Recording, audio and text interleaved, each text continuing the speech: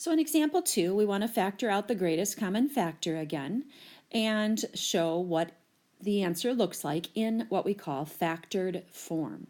This one has 3 terms, and so we've got to decide, okay, what number divides into 3x or into 3 and into 15 and into negative 21.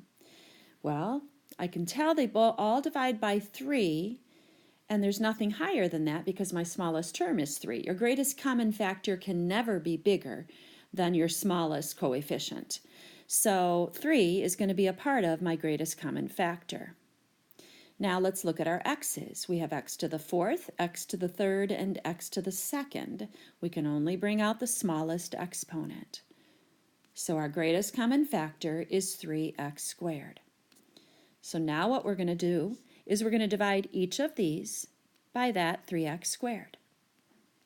And remember that when we're dividing, we're subtracting exponents.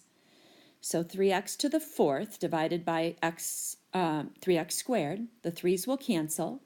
X to the 4 divided by x to the 2 is x to the 4 minus 2.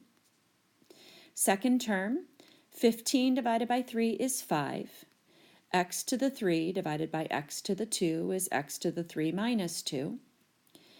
Third term, negative 21 divided by 3 is negative 7. X squared over x squared cancels. So now we have factored out the greatest common factor.